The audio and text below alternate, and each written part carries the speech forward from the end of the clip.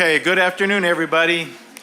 It is 5:02 p.m. and I am calling to order the meeting of the Board of Trustees for the El Paso Independent School District, regular board meeting scheduled for 5 p.m. We'll go to number 2, our pledges of allegiance. So if I can ask everybody to please stand. I pledge allegiance to the flag of the United States of America and to the republic for which it stands, one nation, under God, indivisible, with liberty and justice for all. Honor the Texas flag.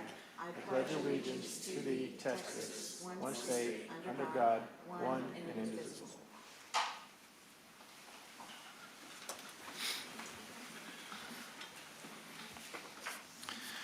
At this time, I'd like to ask our people in the room for a moment of silence.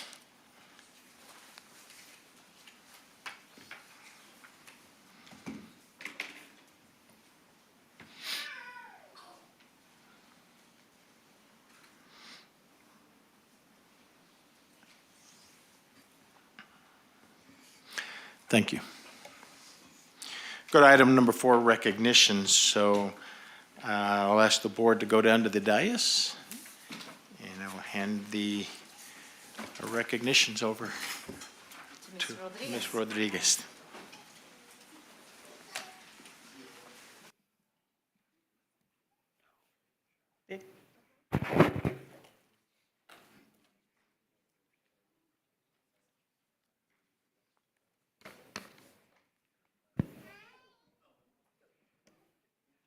Good evening, Board President Velarde, Superintendent Saavedra, and board members. I am pleased to be here this evening to recognize our students and staff from across El Paso ISD.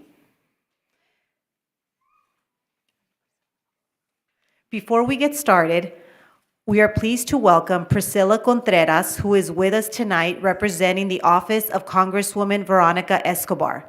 Congresswoman Veronica Escobar is a fierce advocate for El Paso and a strong supporter of exemplary students who will brighten El Paso's future. She has been gracious enough to ask Priscilla to be here to present each student with we are recognizing this evening with a certificate from her office that marks the many momentous reasons they are being honored tonight. Students, you will receive your certificate along with the award we will present to you. Thank you, Priscilla. Thank you, Congresswoman Escobar, for your support of El Paso ISD students.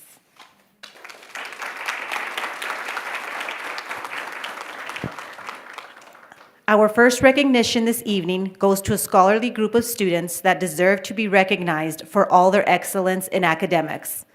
The El Paso Rotary Club Foundation awarded 12 El Paso ISD seniors a Quinn Scholarship. This scholarship is named in memory of Dorothy Quinn, a former Austin High School teacher, who used her lifetime savings to set up the scholarship fund to help students. In order for El Paso ISD students to qualify for this scholarship, they must have been accepted for enrollment by a college or university, must be enrolled in a minimum of 12 hours, and must currently be in the top 15% of their senior class at the campus they are enrolled. El Paso ISD is proud of the students receiving Quinn Scholarship this year, and they are from Andres High School, Ariana Ashley.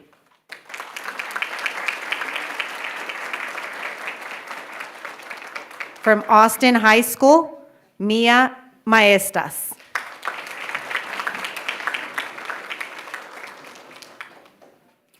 From Bowie High School, Mary Torres. From Burgess, Andrew Rutledge.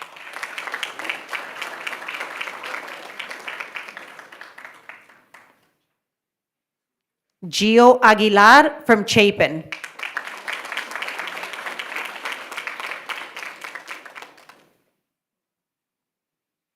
Alfredo Aguayo from Coronado High School.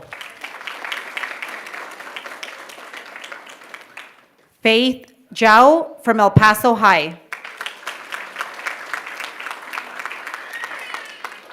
Lainey Stokes from Franklin.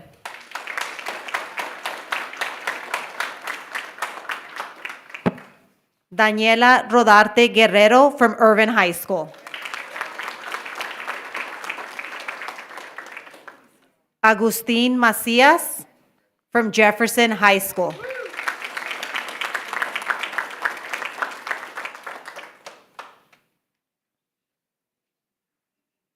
Jill Kalida from Silva Magnet.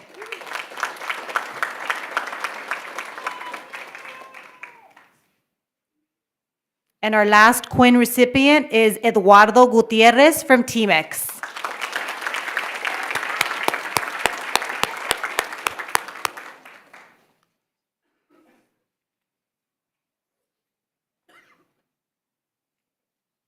We can have everyone in the front for a photo, please.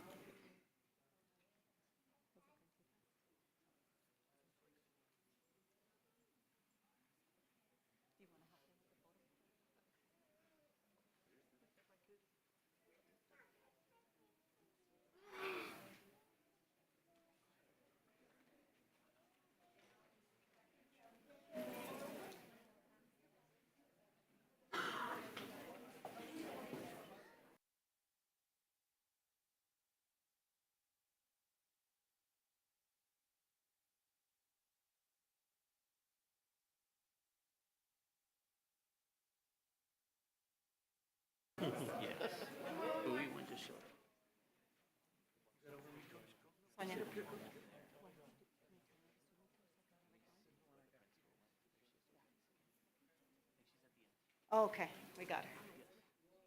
Okay. Congratulations, thank you.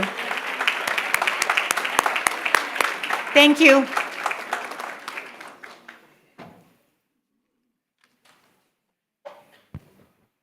Our next recognition is for another group of students who have received a prestigious scholarship. Houston philanthropist Howard and Nancy Terry established the renowned Terry Foundation Scholarship in 1986. The Terry Foundation was created to provide scholarships for outstanding Texas students for attendance at public universities throughout the state. The foundation has assisted thousands of Terry scholars in meeting the founder's goal of helping Texas students help themselves. The Terry Foundation selected 320 new Terry scholars from an extremely competitive pool of each nominating university.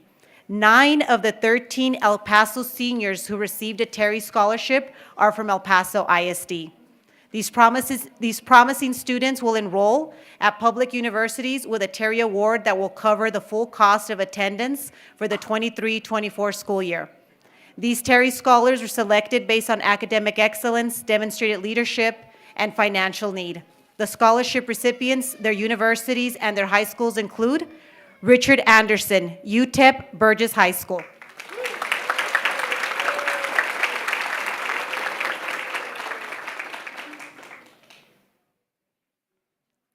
Queensley Valenzuela, UT Dallas, Coronado High School.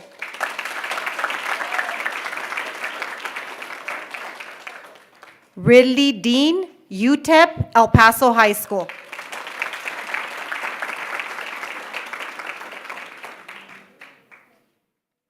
Ricardo Marquez Reyes, UT Austin, Franklin High School.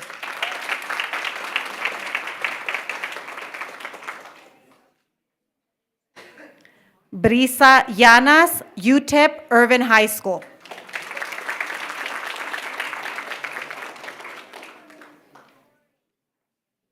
Ashley Uvina, UTEP, Irvin High School.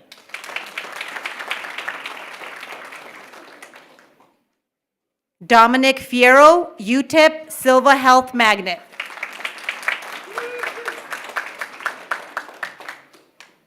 Eduardo Gutierrez, UTEP, Trans Mountain Early College High School.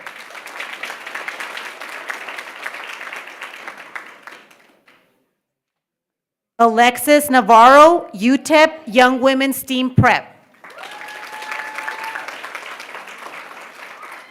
Congratulations. We can have everyone for a photo, please.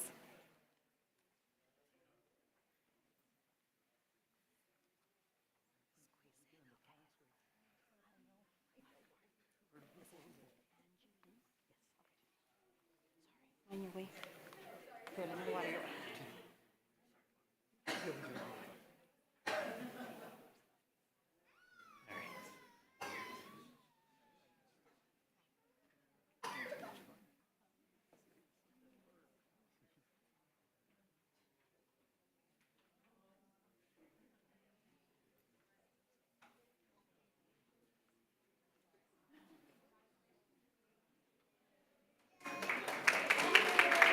Congratulations and thank you. Our next recognition goes to Angie Lee, a student at Coronado High School who received the AIM Young Advocate of the Year for the Alzheimer's Association. Angie was recognized for her leadership in advocacy and volunteerism and pushing the mission of the association forward in her community. The Young Advocate program is designed for high school students who work with this association. They earn volunteer hours undertaking a wide array of activities, learning and engaging with the dementia community and raising awareness about the crisis among their elected official. The Young Advocate of the Year award is given to a member of the next generation dedicated to raising awareness of the disease and going above and beyond to engage policymakers. We are truly honored to have Angie recognized with such a great award. Let's give her a huge round of applause.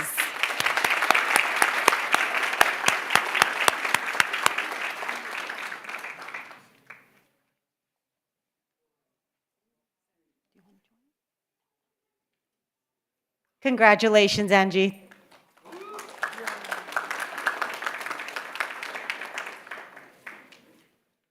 Thank you.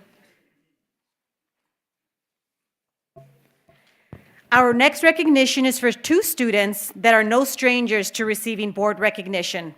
These two students are Coronado High School, Deanna Aldawi, and Franklin High School's Anna Dixon. They earned the prestigious 2023 National Merit Scholarship. They are the only El Paso seniors among the 2,500 merit scholars nationwide to earn this scholarship. Aldawi and Dixon were selected by a committee of college admissions officers and high school counselors who appraised a substantial amount of information submitted by both the finalists and their high schools. This year's National Merit Scholarship Program began in October when high school juniors took the PSAT and the National Merit Scholarship Qualifying Test, which served as an initial screen of the program. Last fall, the highest scoring participants in each state, representing less than 1% of the nation's high school seniors, were named semifinalists at a state representational basis. Just last week, the National Merit recipients were announced. Huge round of applause for Anna Dixon.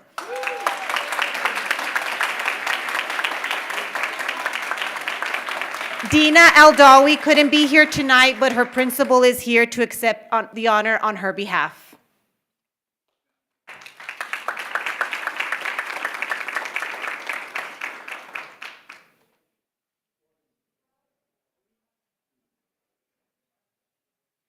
Congratulations, thank you.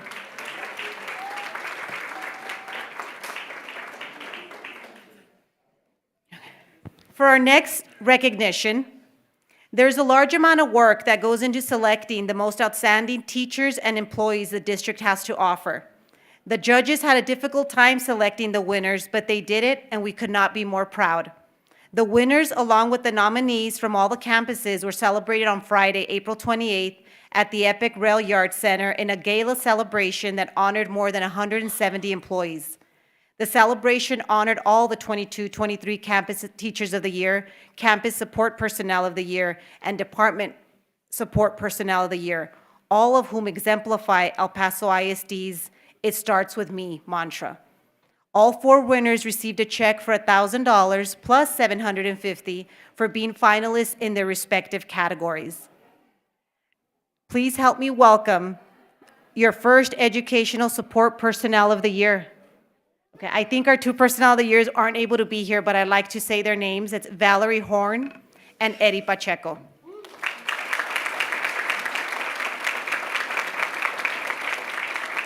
And now our Elementary Teacher of the Year, Miss Deanna Brunn Ferreter.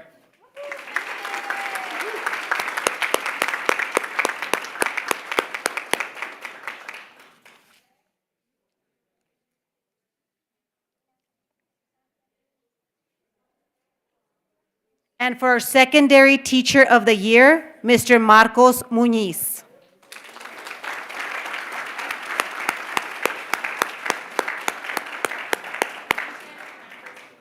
I'm sorry? Jefferson, correct?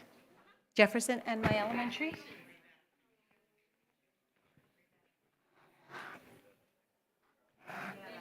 Rivera, elementaries from Rivera. Congratulations. Can we have you in the middle for a photo, please?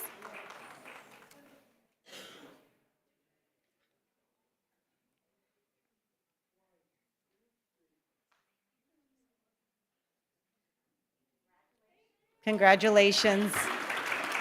Thank you, everyone. This concludes this month's recognitions.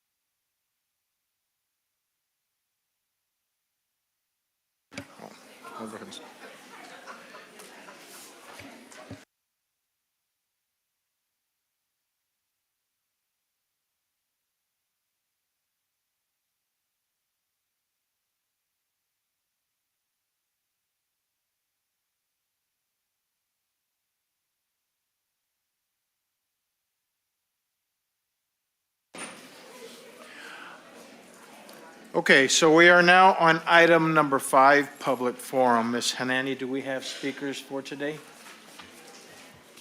Yes, we do. Okay, Ms. Hanani, if you'll go ahead and share the rules of the road here, please. Can we get the doors closed? Can we have the doors closed in the back, please? Thank you.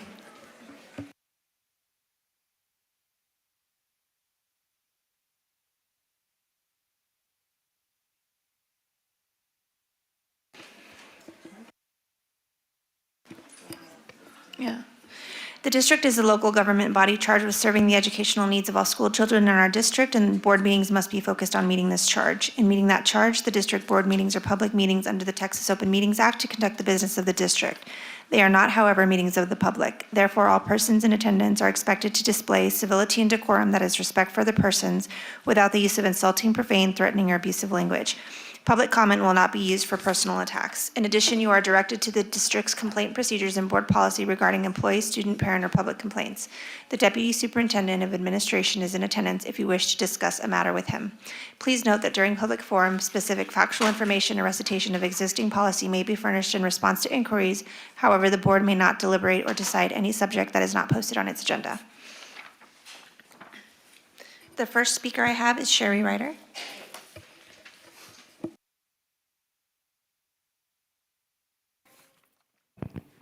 Good evening, Board President Velarde, board members, and Superintendent Saavedra.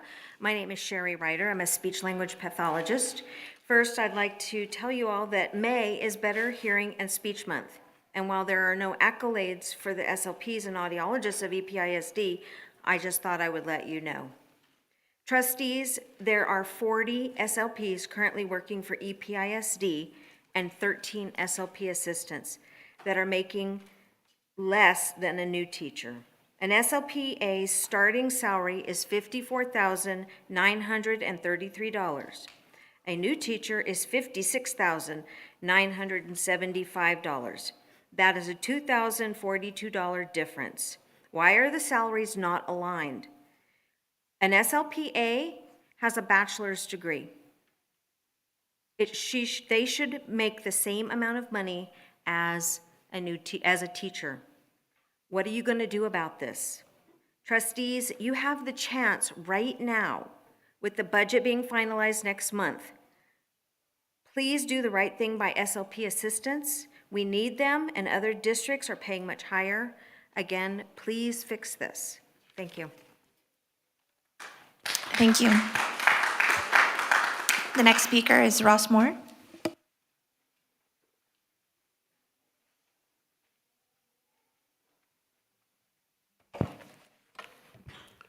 Board President Velarde, board members, Ms. Saavedra, my name is Ross Moore, President El Paso AFT. It is time to speak of many things, of shoes and ships and sealing wax and cabbages and kings.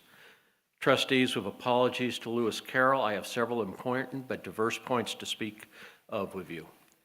First, compensation and benefit. El Paso AFT proposes 5% across the board, 6% if feasible. 5% is more than doable, reasonable, and it helps you in terms of catching up with your neighboring districts.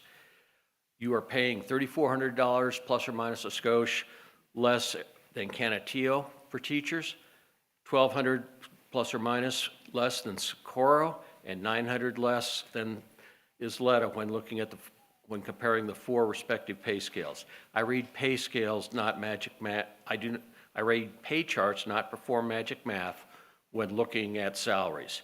Trustees, your frontline educators and support personnel gave you 110% this year, a hard year. Surely you won't begrudge them 5%. Debt default. Yes, trustees, there is a 50-50 chance that the U.S. government will not be able to pay its bills after June 1st. Well, I understand but strongly disagree with Maraf's turf division between you and administration under Lone Star governance. My members and the public are not going to care about those subtleties. Trust me, we have it covered is not an answer you should accept. I urge you to require administration to develop and share their contingency plan for debt default.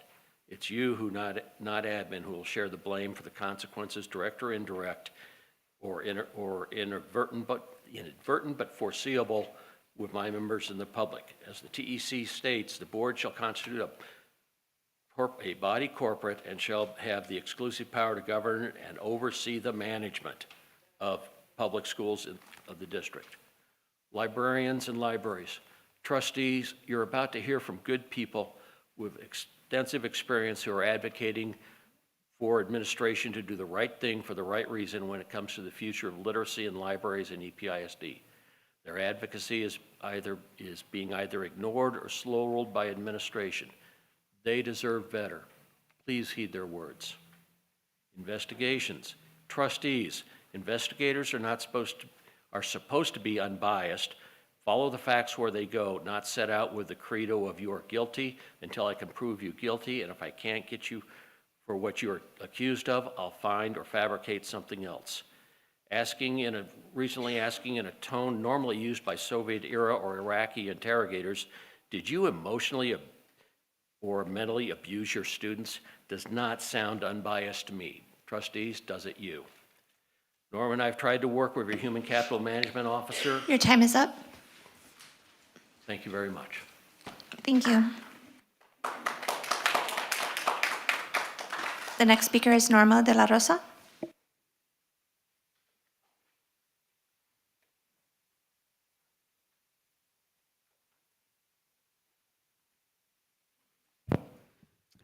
Good afternoon, Mr. Velarde, members of the board, Ms. Saavedra. I am Norma de la Rosa, president of El Paso Teachers Association. My comments this afternoon is to address my concern with LAFA. LAFA is an acronym for Lesson Alignment and Formative Assessment. What does LAFA do? LAFA instructs administrators on how to support and coach teachers towards developing strong, TEKS-aligned lesson plans and rigorous formative assessments. This plan is tied in with the Texas Instructional Leadership Program, through which training and support is provided to campus and district leaders. TIL is aligned with the Effective School Framework. Principal players associated with TIL and LAFA are associated with Teach for America. It's based on training models from Relay/GSE, a graduate school I've never heard of. But most importantly, Relay is tied in with KIP and AmeriCorps. Just that alone spells bad news for EPISD, considering the relations and ties that the former superintendent had with KIP and charter schools. But yet we are using their programs and their training. That is very sad that EPISD has to resort to using programs designed by the #1 enemy of public education. Yet this program has been approved by TEA and oversight given to Region 13, who oversees the implementation by the service centers across the state. LAFA has been a complaint from teachers whose campuses are TIP campuses, but the biggest complaint has centered around the lesson planning. Interesting that teachers at these campuses have been promised a $500 stipend at the end of the year.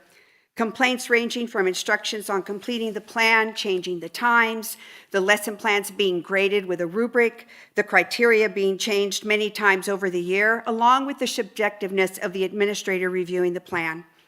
Teachers have stated that they have not really had direct training through Region 19, have asked whether it is research-based, and the only answer given is that it comes from TEA.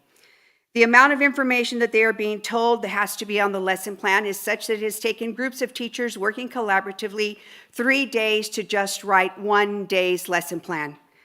The plan calls for TEKS to be completely written out daily, content and language objectives daily, even though it may be the same objective 2 to 3 days.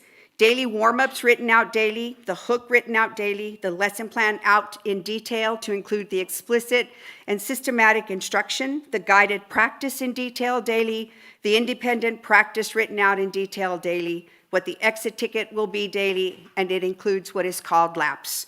3 laps minimum daily for each class, where teachers are walking around with a clipboard and marking students' papers with stars, checks, or question marks to let kids know how they are doing, and also marking this on their own notes. Plus, the laps must align with the TEKS. So my point is this. Looking at what this lesson plan calls for and the amount of paperwork above and beyond, EPISD has chosen to violate Education Code 11.164, the Paperwork Reduction Act. Thank you. Your time is up. Providing assistance does not mean working harder, it means working better. Thank you. Our next speaker is Margaret Gallardo. Karen Gayanter.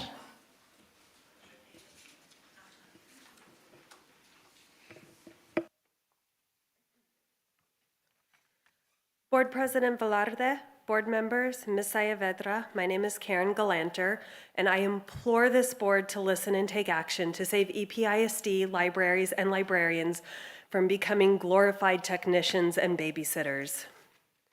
Last month, myself and 2 other librarians spoke before you and asked that you both make changes, that changes are made to the library job assignments this year, as well as potential changes for next year to be reconsidered.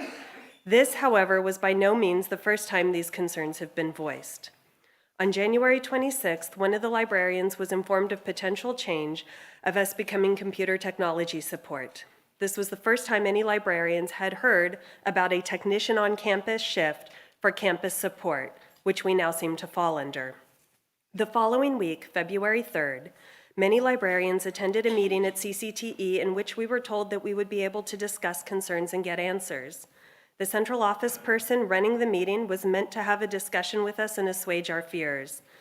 To say that we felt listened to would be a fallacy. The leader refused to answer questions posed and instead told us that we should trust him because other school districts do this. He also did not seem to realize what it takes to become a school librarian. Librarians, like counselors, are required to have been teachers, to hold a master's degree, and to be certified in our area of expertise. The next time librarians voiced their concerns in an organized meeting was during the Teacher in-Service Day when we returned from spring break. We discussed concerns but heard nothing more since then. Please note that this is essentially 2 months after being blindsided with potential changes and nothing has been addressed. Finally, in April, I was asked to attend a consultation meeting where I gave the attending members the same spreadsheet that was delivered to you last month. I explained that having librarians become computer techs is not only not a good use of our time, but will pull us away from our primary focus of engaging students in reading and allowing students to develop many soft skills that students need to thrive: cooperation, research, time management, and critical thinking skills. Every full-time campus librarian works with their teachers to tailor lessons to the needs of the class. The district and Superintendent Saavedra have stated that student literacy is a major goal for this district, and librarians are uniquely qualified to help instill a love of reading, learn how to research and spot bias, and help build literacy in all grades.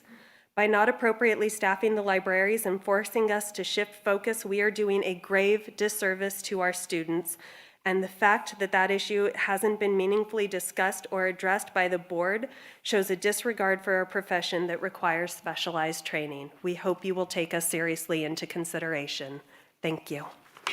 Thank you.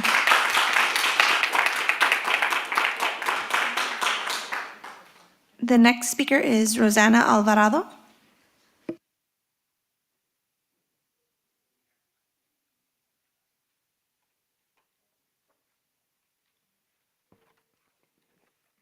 Good afternoon, Board President Velarde, board members, and Ms. Saavedra. My name is Rosana Rivera Alvarado.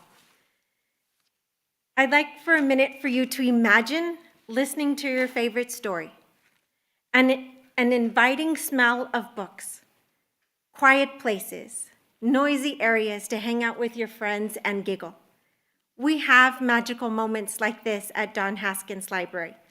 Visualize chess and blocks and ring toss and beanbags and paint and robotics and Jenga and Legos, board games and yarn, and a whole bunch of other materials so that students can create and design and discover. Picture 27,000 hardcover books at your fingertips. Imagine 5,000 e-resources on your device. I would love to tell you that this happens across all EPISD libraries, but it does not. It happens in my library because I have a principal that has the wisdom to value the power of reading in a child's life.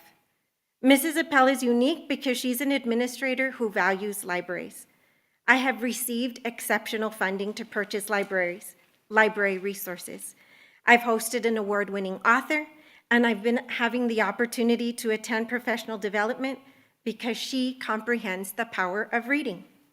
Librarians across our district request that you advocate for full-time librarians at every single campus, and that you provide library monitors at the campuses with high student population. I do have a library monitor at the campus that serves 1,700 students, and she works tirelessly alongside me to create innovative, inspiring, collaborative library programs in a warm, gratifying, and loving environment.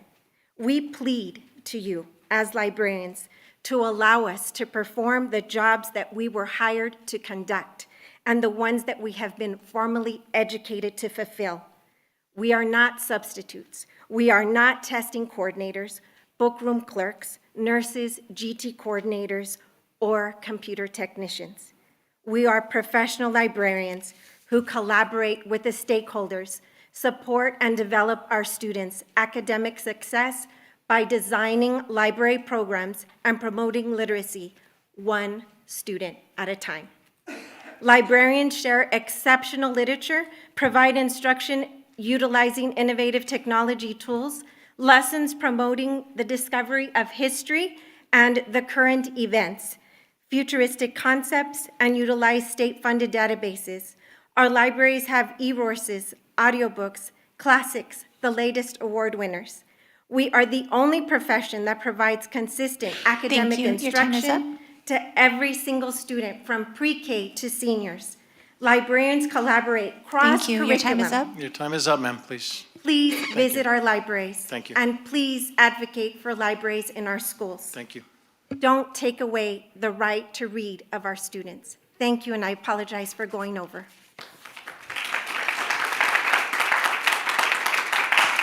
The next speaker is Kay Jackson.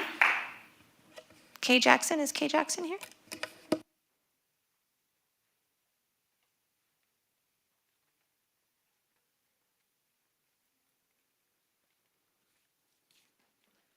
Board President Velarde, board members, and Mrs. Saavedra. Good afternoon. My name is Kay Jackson. I received the MLIS degree in 2000 from LSU, and over the years I've worked in many types of libraries, including museum, church, university, city libraries, and other public schools. I was hired in 2014 as a full-time librarian at Sela Vista Elementary. We are a high-performing blue ribbon school, meaning that we ranked in the highest scores in the state for English and math. According to the Texas Blue Ribbon School website, the secret of Sela Vista's success is that teachers work collaboratively to ensure students receive the best quality instruction and develop specific interventions to assist student learning and encourage individual student growth. The school prides itself on providing students a well-rounded education.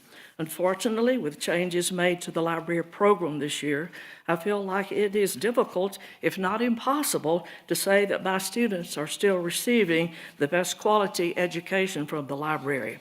This year, I have been assigned to 2 different campuses, and I alternate days. While this arrangement might seem manageable on paper, in practice, it is far from perfect. I am unable to collaborate with teachers effectively as I miss half the days at my home campus. Students who used to enjoy spending their free time in the library are not able to, as I'm having to fit a week's worth of classes into 2 or 3 days.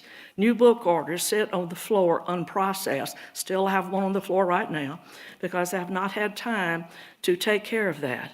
It is not equitable to believe that I and other librarians who are split should be required to take on 2 full-time positions while all other librarians have their one campus.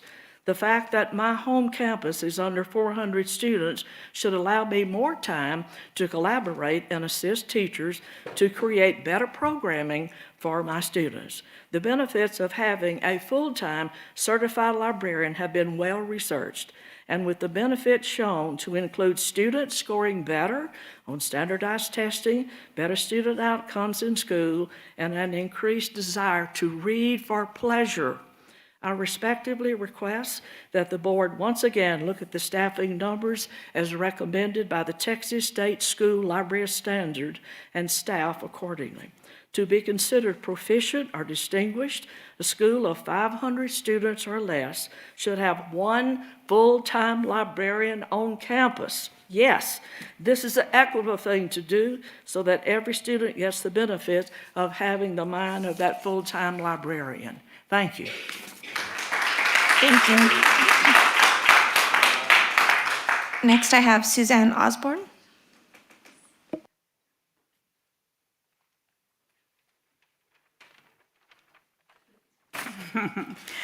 Board President Velarde, board members, and Ms. Saavedra, thank you for the opportunity to be heard today. I am Suzanne Osborne. I have been an educator in EIPSD for 23 years. I've been at Hillside Elementary for those 23 years, 16 of those years as an elementary school librarian. I'm here today to pull back the curtain and give you a glimpse into the world of an actual librarian. I promise that what you think I do and what I actually do are 2 very different things. As a matter of fact, I didn't truly know what my role as a librarian was until I became a librarian. So it greatly concerns me when people who have little to no experience working as librarians are thinking about making sweeping decisions and changes to the career that I've chosen and love. I love being a librarian because it allows me to work with every single student at Hillside. I work with every student, from the 3-year-olds in our pre-K classes to the 11-year-olds in our 5th grade classes, to the hard of hearing and the non-hearing students in our deaf education program.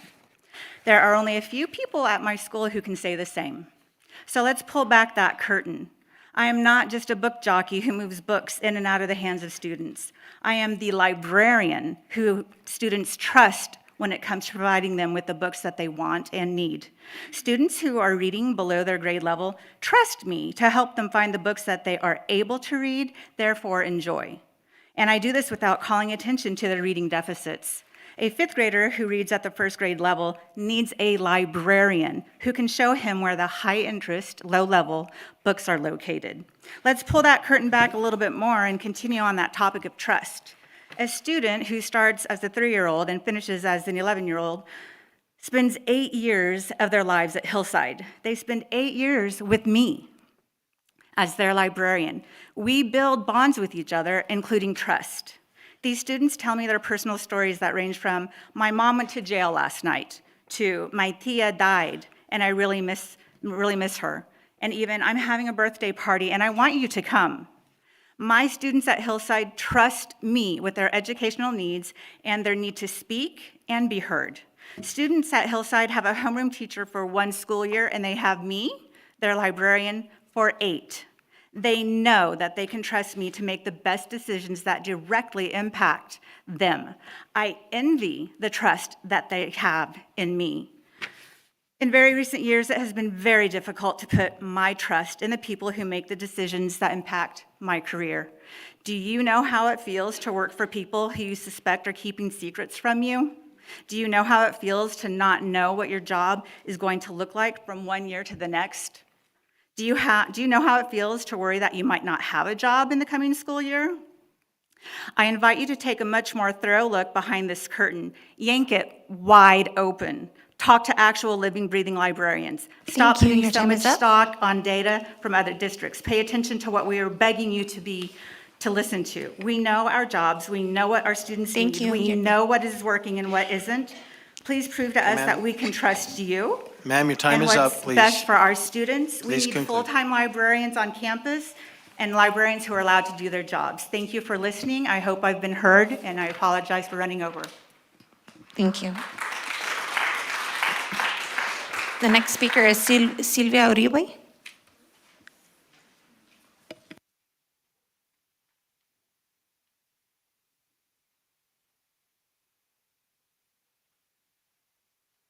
Good afternoon, Board President Belvarde, board members, and Ms. Saavedra.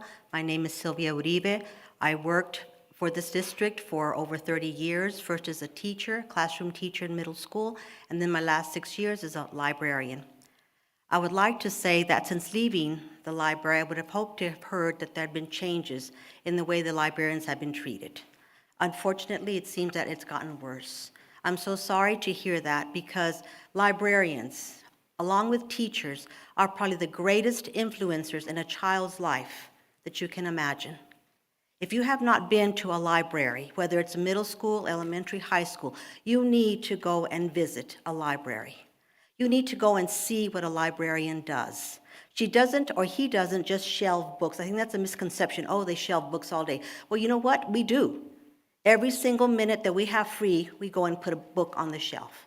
Because sometime a child's going to come in and look for that green book, the one about romance, the green book that we saw a movie on. They want that book. They can't remember what the book is called. They don't know who the author is. But guess what? The librarian knows. You need to go and walk a mile, 2, maybe 3 miles in a librarian's shoes.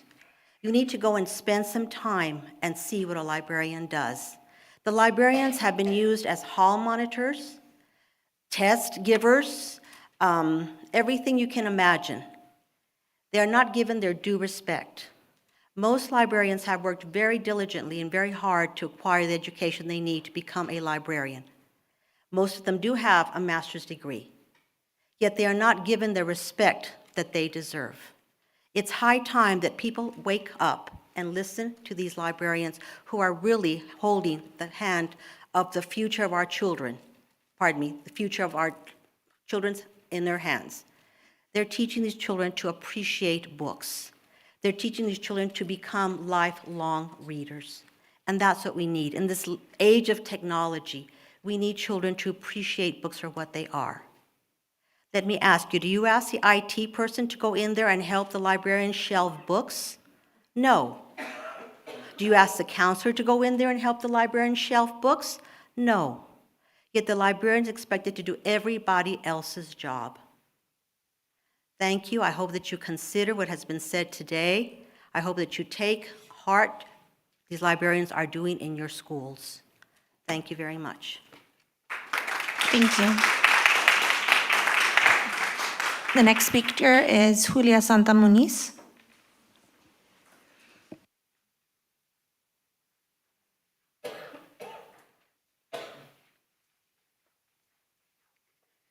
Hi, Board President Veladre, board members, and Ms. Saavedra. My name is Julia Muniz, and I'm here to petition the board to reinstate the position of a military officio to represent the concerns and needs of the military community. We last had one in 2020. Our other parents and myself have asked at school council meetings held on Fort Bliss and at collaborative meetings There is a need for military representation because numerous families are transferring out of EPISD and homeschooling because they feel they are not getting the same care as the rest of EPISD. Multiple EPISD campuses are on Fort Bliss property, and they receive millions of dollars a year from federal impact aid that comes from military families. How many board members have a military background and are knowledgeable of the challenges that military families face when transferring into the district? Examples are, many of the military students are not receiving or have a delay in receiving the correct technology because they aren't present when devices are being issued. There have been problems with timely implementation of IEPs and 504 plans because the district isn't equipped to take on the needs of these students. There is an increase in parents leaving Navarrete because of bullying issues that haven't been resolved. After months of Bliss Elementary parents bringing up the lack of efficiency of swamp coolers in the fall, there hasn't been a solution to keep the temperatures within the Texas Administration Code standards. We have seen a confusion in whether certain problems fall under the responsibility of Fort Bliss or EPISD because there is a communication issue. There are thousands of military students spread throughout all of your campuses, but these numbers are decreasing because parents here are currently advising new parents to seek other districts or campuses for their child's education. Allowing military representation is a positive step in our families' needs being heard and met. I could go past my 3 minutes with questions and concerns that we have, but the reality is we need equal representation on this board, just like the people of El Paso elect you to have their best interest. Thank you. Thank you. And our last speaker in public forum is Hilda Villegas.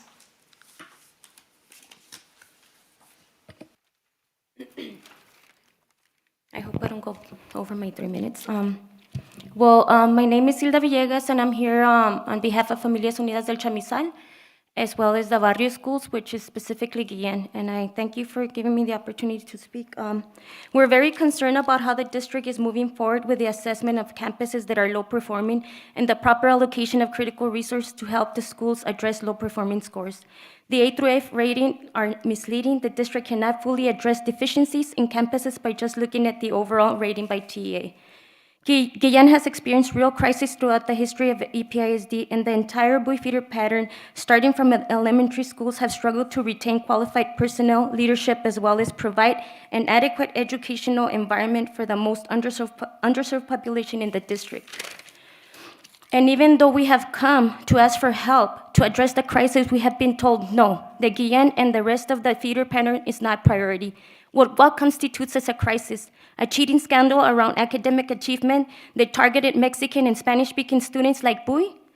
The low historic performance in academic achievement in the region like Guillen? Or a child getting severely injured while on PE because of the lack of personnel and adequate programming like Guillen? For the first time, we have great women leadership in our schools like Mrs. Ruiz and Gandarilla, that their heart is in the right place, yet we did not see a move to give incentives to keep them there. You have always given them equal to other campuses per student and not per need. That's not equity. I'm not here to say don't address other campuses' needs, which I see you are all capable and willing to do that today. We say you do not put other campuses before Guillen and the Barrio schools. And if you do and leave out our schools, it's wrong and it's not equity. And what's even worse is the proposal to use $350,000 of ESSER money to promote the district and not use it instead for what it was intended for the most impacted campuses due to COVID, which are the Barrio schools. We ask that you prioritize the equity assessment and do it right. If the company that you hire knows what equity is, then that would give you a lot more clarity as to who is really in crisis and not the A through F rating. Thank you. Thank you. That concludes public comment. Thank you, Ms. Henne. We will now go to item number 6, action items. Item number 6A, discuss and take appropriate action on order canvassing returns, votes, and declaring results of the May 6, 2023 Board of Trustee elections. Ms. Saavedra. Yes, President Velarde and trustees, a hard copy of my certification of the final results for the May 6th trustee election was provided to the board this evening. In our district, trustees are elected by majority vote, and if no candidate for a particular office receives the vote necessary to be elected, a runoff election for that office is required. And so the agenda item speaks to the need for us to move for a runoff election. Move to approve. Have a motion, we have a second? Second. We have a motion and a second, all in favor? Aye. Aye. Any opposed? Motion carries 6-0. Item 6B, discuss and take appropriate action on order calling trustee runoff election for June 10th, 2023, and I will go ahead and read out the declaring results of the trustee election. On this day, the 16th day of May, 2023, the Board of Trustees of the El Paso Independent School District convened a session which was duly posted by law with the following members present, to wit, Mr. Al Velarde, President, Mr. Daniel Call, Vice President, Ms. Leah Hanani, Secretary, Dr. Josh Acevedo, Member, Ms. Isabel Hernandez, Member, Mr. Israel Iraboli, Member, constituting a quorum, and among the proceedings had by said Board of Trustees was the following. There came to be considered the returns of an election held on May 6th, on the 6th day of May 2023, for the purpose of electing 2 members to the Board of Trustees, and the results of the election being as certified by Ms. Diana Saavedra, the elections officer, in the exhibit attached hereto and incorporated by reference herein, and the Board of Trustees, having canvassed the returns, makes the following declarations. 1, it is declared that there shall be a runoff election between Alejandro Alex Cuellar and Will Veliz for District 2 trustee. 2, it is declared that there shall be a runoff election between Valerie Ganlin Beals and Jacqueline Martinez for District 6 trustee. In testimony whereof witnesses the signature of the President and Secretary of the Board of Paso Independent School District Trustees, and the seal thereof hereunto affixes this 16th day of May 2023. So do we have a motion? Move to approve. Second. We have a motion to approve. Mr. Arbali is a second. All in favor? Aye. Aye. Any opposed? This motion carries 6-0. Item C, discuss and take appropriate action on proposed amendment to District of Innovation Plan. Ms. Saavedra? Yes, President Velarde and trustees, Ms. Patty Cortez and Maribel Macias are here to share with you an amendment that is being proposed to the District of Innovation Plan associated with certification. It's specific to our Montessori launch and certification for Montessori teachers. Ms. Cortez? Thank you, Ms. Hayab. Good evening, President Velarde and members of the board. We do have before you today information regarding the District of Innovation related to the Montessori program.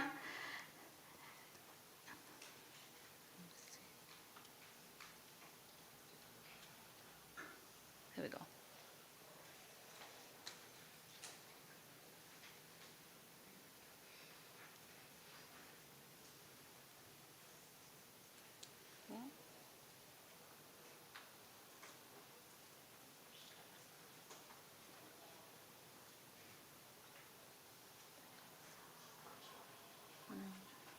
Trying to bring the big slide.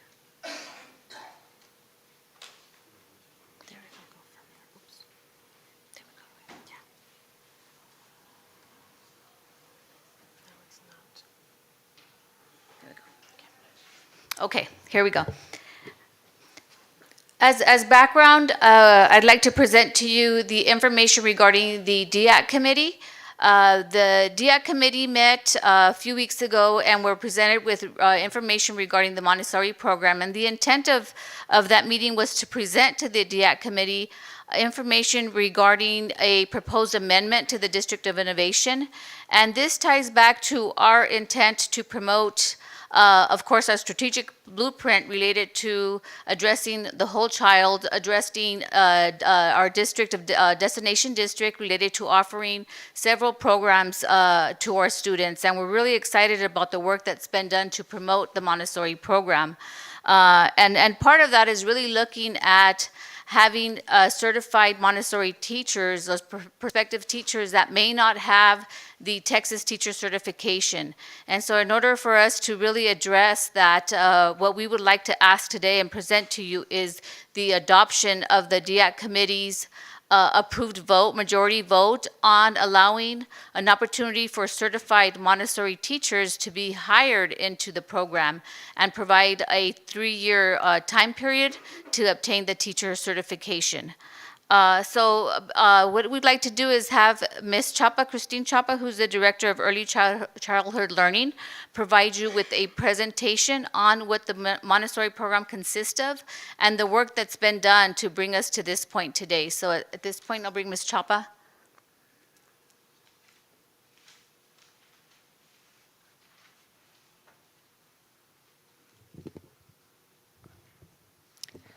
Good evening, President Velarde, board members, and Ms. Saavedra. Thank you for the opportunity to speak a little bit about Montessori with you this evening. This is a little bit of the presentation that we've done for the stakeholders several times this spring already. Do I just tap this to make it turn? Oh, okay. Okay. So as you know, starting last year, Ms. Saavedra had the hopes and dreams, and through all of that, the mission and vision and the core beliefs and the strategic levers were all developed.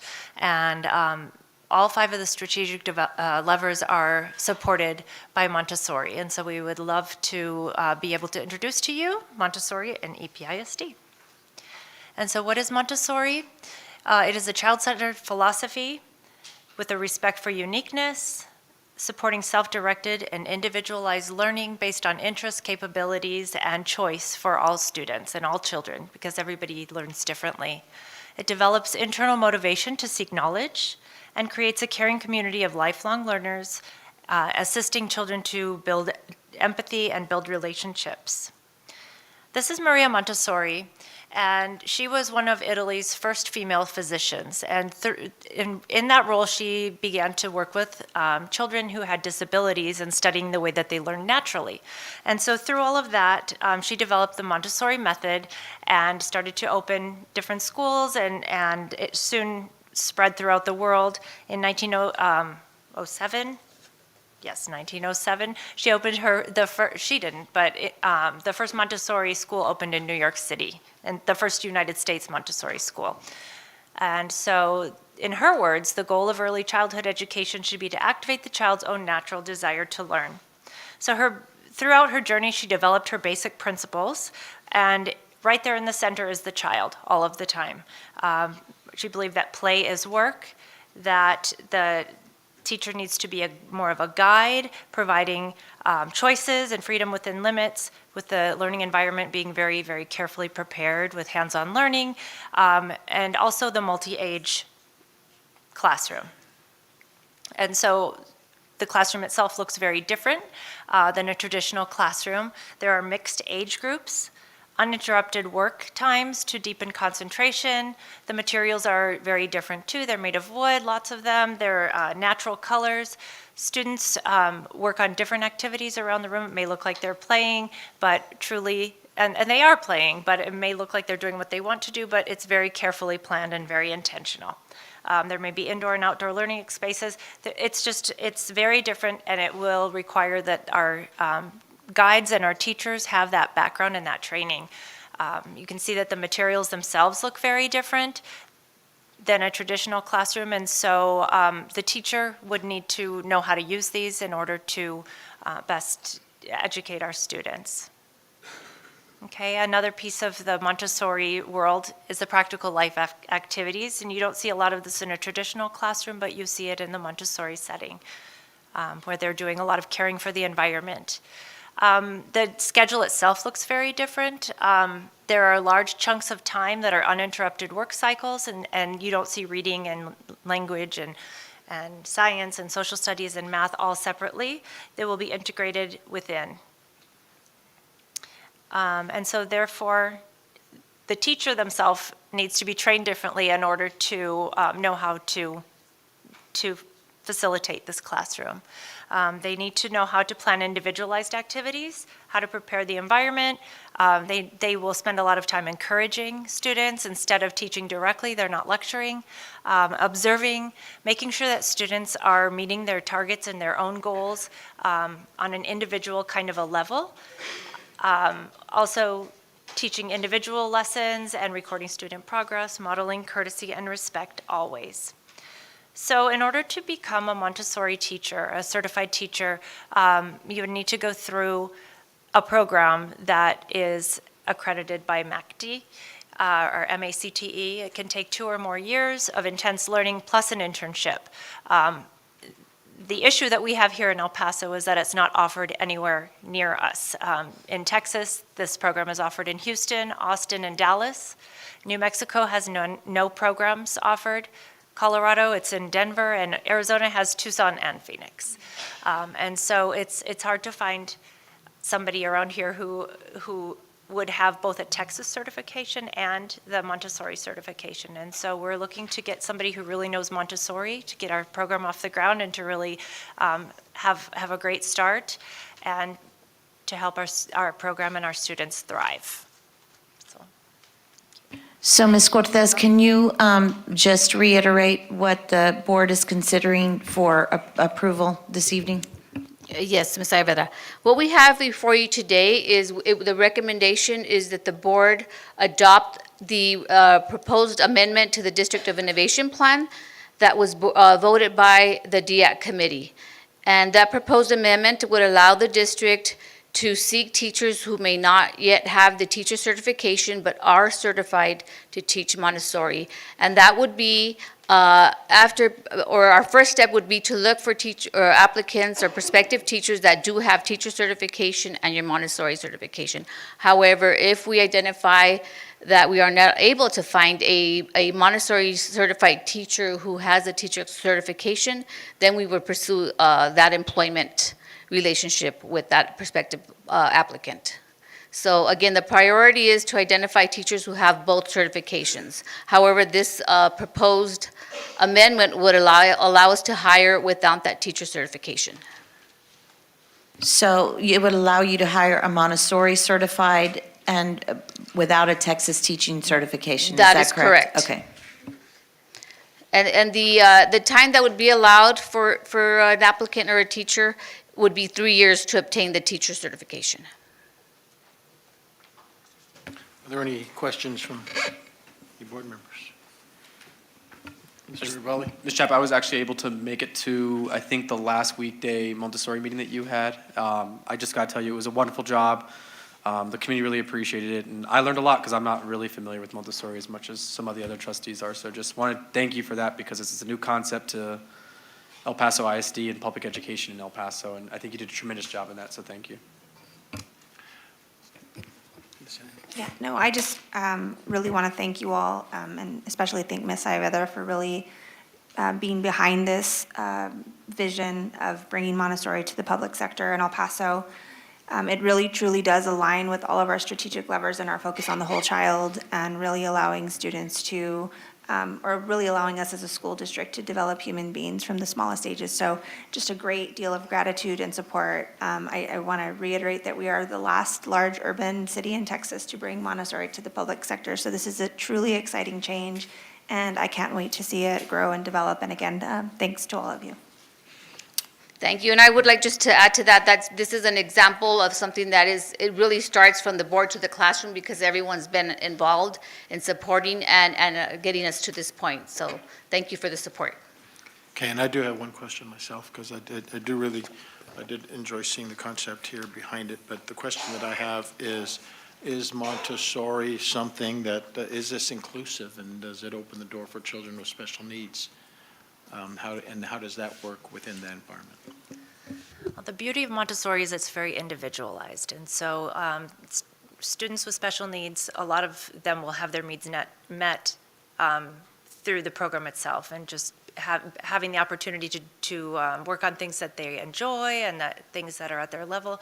But yes, any ARD decisions that are looking at placements for students with special needs, they would decide if this is the correct placement for them. And then, of course, if they were placed in a Montessori setting, then their IEP would be followed just like in any other classroom.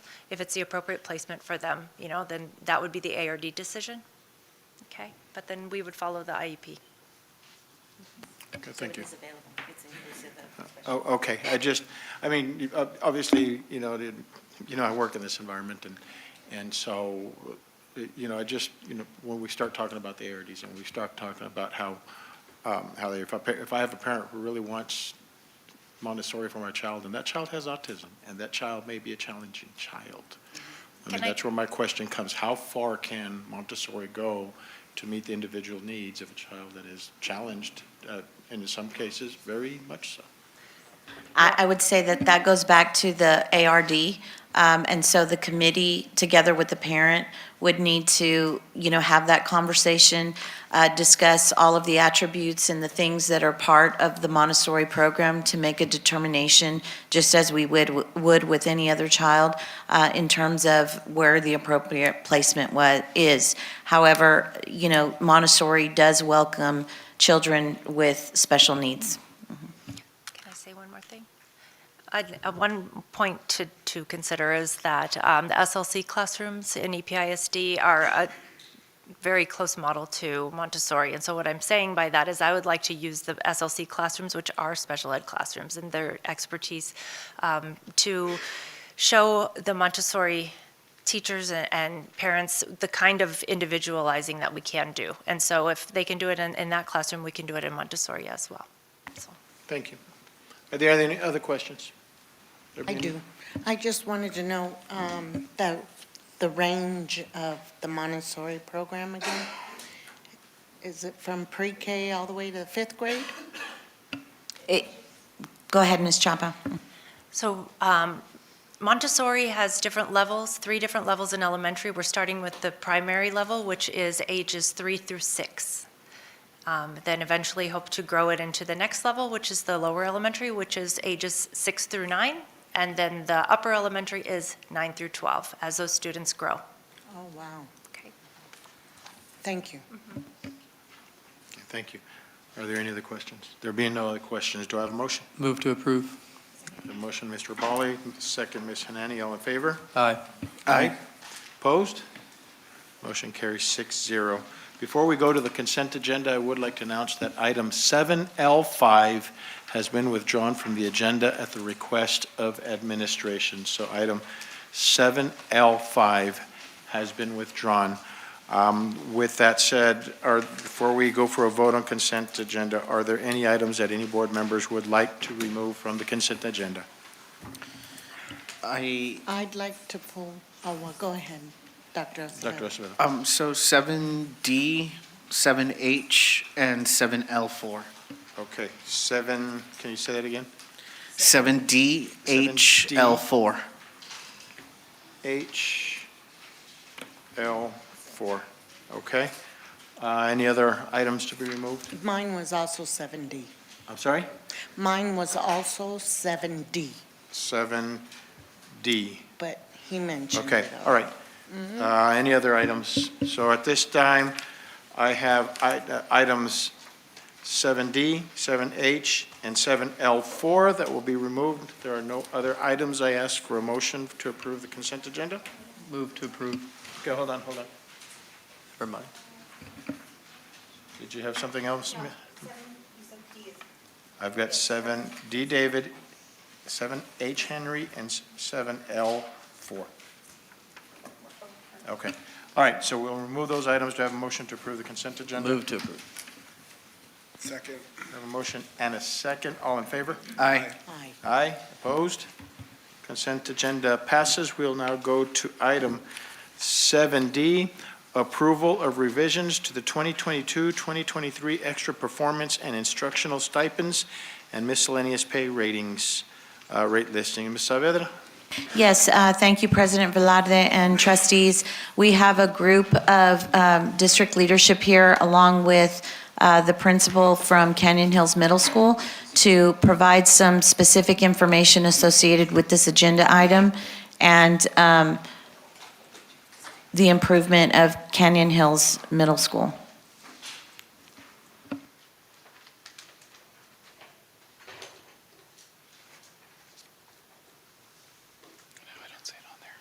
President Velarde, may I also include 7F? I'm sorry. Already voted at this time. Oh, you could? We've already voted on the consent agenda. Oh, so that's I don't right. believe we can take that up. That's okay. I'll Okay, talk to thank you. staff.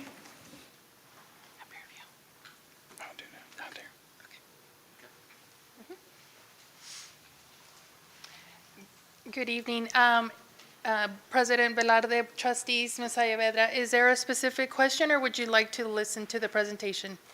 I think that there's there's a presentation that the board is expecting regarding the actual plan for the school and what they're approving that is part of that plan. Okay. Good evening, President Velarde, trustees, Ms. Saavedra. Thank you so much for your time. As we've been monitoring Canyon Hills very closely for this past year, one of the things that we've learned is that the trends for the campus in the past 5 years are very much showing a great need to do something a little bit different at this campus. If you look at the history of some of our more monitored campuses, dating back to 2018, you're looking at Canyon Hills being a comprehensive support campus now, 18-19. They got a waiver for the 2 years of 20 and 21 because of COVID, and then last year at 22 was also a comprehensive campus. So we're looking at 3 consecutive years of now being a comprehensive monitored campus. This is where we have to report to TEA on a quarterly basis 4 times a year to look at the gains that we're trying to accomplish at that campus. Unfortunately, with this campus, we have not been able to get over that comprehensive level, and we're very much at the challenge point where we need to do something very different before things happen from TEA and the district. So we're looking at creating a redesign plan that we're going to ask that the board approves today to retain and recruit some of the best teachers in our region to come to this campus and do something a little bit different to provide the best quality instruction that can be afforded to these students to hopefully get them past the comprehensive level. If you look at some of the neighboring campuses in the area that we were also monitoring, again, was not an accountability campus at all in 2018 for their good standing. 2019, it got targeted support, which is just us monitoring it as a district. They also had the waiver for 2021, and then a targeted support, whereas, again, we are monitoring as a district. McGoffin, no target, no support needed. In 18, 19, we did support it as a district, and then this year we're supporting it as well. Again, we're not reporting these items directly with CA through their supervision. We share with CA things that we're doing to monitor and support these campuses. And then again with Ross as well. Ross, with the change to Hartley, will no longer be Ross, so it will also no longer be a targeted campus next year. So you're seeing some campuses with similar demographic needs, similar academic challenges, but you're seeing a historical trend at Canyon, unfortunately, for the last 3 years, where we can't get over that hump of comprehensive needed. If you're looking at, as we're looking at some of the things that kind of stood up to us as Canyon, I would like the principal who has been there for the past 6 months, just kind of give a quick overview of what she's seen at this campus, the last 4 months, at what she's seen at the campus and why her expertise is vital in this process, because she's been at a campus that has gone through a similar redesign, that has been monitored and has had success and turned into a blue ribbon campus. So her knowledge of the campus and expertise are vital. So I'll have her give a quick overview of what she's seen in these past few months at Canyon. Good afternoon, Board Member Velarde, board members, and Superintendent Saavedra. So I started in February 1st of this year, and basically, as Mr. Paz was saying, we have an unacceptable campus for the past 3 years. It's been rated, giving an accountability rating of comprehensive support. We have monitored it throughout the year with TA, but the improvements are very minimal, if any, in some subjects are basically none. We have a high population of at risk, is highly economically disadvantaged. Our LEP population and our SPED population are suffering the most. We have a culture where it's pretty much students, the expectation for students to succeed, it's minimal. The students need the discipline there. It's not well. the enrollment, and we're going to go further right now. The enrollment right now is at 498. I think the year started with 528 and is now at 498. We take surveys as to when parents leave, and mostly they claim it's an unsafe school, and also they report teacher not having empathy with students. The students deserve a good education, as Mr. Paso was saying. I have experience with the campus where I had to turn it around. We had to turn it around. And right now, I think it's crucial that we get the best teachers so we can turn around this campus as fast as possible, right?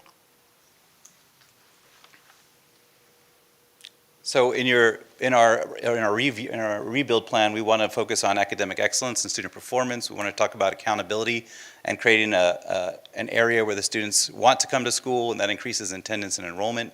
We want to focus on the learning environment so that the students have the right structures and discipline in place to succeed and thrive academically, and then also provide the best teacher experience and recruit and retain some of the best teachers in our area to provide that pivotal Tier 1 instruction to our students. So these are the 4 key areas of our redesign plan that we're asking for your approval. Obviously, we're monitored by STAR, so as I show you the next few data charts, you'll notice that it's all grades by subject, including the subjects themselves, economic disadvantaged student performance, subject performance, and the special ed and EL and EB performance rate. So we're going to get a quick overview of the data of that unique population of students. The red perforated line is our Canyon Hills Middle School students underperforming. You'll notice that there's half of our students are not even meeting accomplished level on STAR assessments, which means that even with support in the classroom, they are not where they need to be academically. If you compare that to the rest of the middle schools in the region, we're below 20% average of what the region is doing in STAR scores, all subjects, all grades. This is not an easy view, I understand that, but this is all tests just to get you a snapshot of how we're doing in the reading, English, math, writing, science, and social studies. They did see some success in reading and writing this past year. You see a little bit of growth at the 65% level for accomplished in reading and writing. Gets them back to where they were pre-COVID. It's not great gains, but it gets them back to where they were before COVID. All other subjects, you did see that huge COVID drop and very minimal gains after that. If you look at other schools in our region, a great example would be Guillen.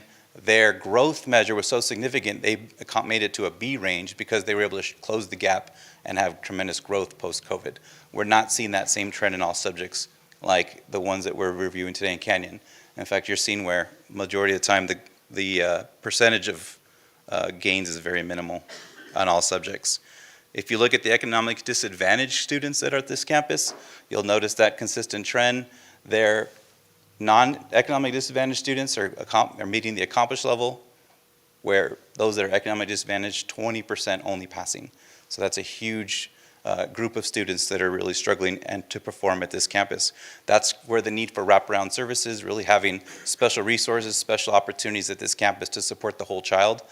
Because it is not just the academic side that they need support with, they need the social emotional wellness, they need the SEL, they need all of the components that we can provide as a district to get these students over the hurdle. If you look at the special ed population, this is a very alarming number, where 71% of our SPED students at this campus are not able to even meet the accomplished level. Again, a lot of work needs to be happening to prioritize and get the right teachers in place to support these students and the right resources as well. Our EB population, you'll see the unique, that same trend. 69% of our students were not able to meet at that level. So, the data obviously is very telling of what's needed at this campus. If you look at the attendance is the #1 indicator of student success. We've said that in this boardroom many times. If you look at the trend from 2016-17 till now, almost 8% drop in attendance. Middle schools tend to be our best attendance for secondary. Elementary obviously is a lot better, but for secondary and middle schools, you tend to be our best attendance campuses. This is one of the campuses where you're at 90% means very few students are attending day to day. A lot of that could be various reasons. Most of the time it becomes because there's not a teacher in the classroom that I want to go be with. on a daily basis. Enrollment is hemorrhaging at this campus. When we survey parents, they're going to Navarrete, they're going to Richardson, they're going to McGoffin, they're going to IDEA, they're going to campuses, not this campus, because they feel that the services at those other campuses can better suit their students' needs. We'll show some of that survey data here in a few minutes. But we started the year at 528, and as Ms. Martinez stated, we're down to now 488. So we're continuing to lose students. As far as classroom management and where is that the issues happening on the campus, you'll see it's always going to be in the classroom, right? If you look at the data right there, it's telling you all the issues are in the classroom. Well, teachers manage that moment, so we need to make sure that we're providing the best classroom management opportunities and development for those teachers so that they're not only teaching effectively, keeping the students engaged, making sure that Tier 1 instruction and all those whole services are being provided, but that we also know how to manage the discipline in the classroom so those referrals aren't written in from the classroom. Other areas, very minimal. You'll see a spike in hallways and restrooms. That's most middle schools this time of the year. Teacher experience. The average teacher at Canyon Hills has been there 17 years. So a big chunk of those teachers have been part of this process and really have not been able to help us move the needle where we want it to move. We do have a few teachers with 6 to 10 years experience. We have quite a bit that are brand new, 1 to 5 years experience. So it shows us that the professional development for these new teachers needs to be improved, that needs to be focused, and that we need to find a way for the more experienced teachers to support those newer teachers in this transition. Really, it comes down to these pieces. We've got to invest in teacher development. We have to provide that learning environment where it's whole services, whole child, and that we can really thrive academically. We've got to have a culture of accountability, and it really comes to that culture that Ms. Martinez has spoken of, that the culture there is not at a place of success. We're not feeding the idea that these students can be successful. We're not showing that these students have the opportunity to grow and learn. It's showing us the opposite. The elementary schools, when they come to this campus, they've been doing well academically as on the star basis. But as they get to the middle school, their scores drop. So the growth, instead of growing and getting ready for high school, we're seeing the negative effect. We're seeing them underperform and go to high school not really prepared for that 9th, 10th grade level of academic year. We talked about culture of accountability, where we increase attendance, we increase enrollment. We really bring in teachers and programs that help these students thrive and want them to be at the school, want them to feel pride of their community, feel pride in their campus. And then in turn, all of that will build to that academic excellence where we're really bringing in the best teachers, having the best professional development for these teachers, having an environment where the children feel supported, and then making sure they can flourish academically. If you look at some of the survey results when we survey students, teachers, and the community, they're looking for long-term solutions. They don't want a quick fix. They want something that could really invest in that campus long-term. They do want a fresh start. They have a good leader, but that they recognize that there needs to be a fresh start at the campus. And again, we're just pulling their words verbatim. And they did look at, we wanted things like STEAM, science, technology, engineering, and math, things that align to the high school that our students are going to be going to. They did brag about their art programs, their band programs, I will say that. Based on the surveys of what concerns you most about Canyon Hills, students, remember we've surveyed teachers, community members, and students. So these are the responses. Students, discipline with lockdowns, threats, consistency in discipline, lack of positive reinforcement, reading and writing, accountability for students. That's their words. And then we ask, is there any additional input you would like to share? We need a fresh start. You got to have respect to get respect. Class size, resource and commitment, problems and disruptions, teachers, but also students, all of these things that we would like to get additional input on. So again, we're looking at some of those data trends where we saw that 14% of the people we surveyed said that they strongly disagree that the teacher is the area we need to develop. 42% strongly agree that we have to do a better job of developing the teachers. 42% strongly agree that it's the learning environment needs to improve. 57% said that we need a culture of accountability, and 42% need academic excellence. More electives to choose from were some of the quotes that we got from students, and include the arts in their strategic planning, coming from the parents. So this is the backbone as to why we're requesting the stipend allotment that Mrs. Aguirre will be presenting with the rest of this package today.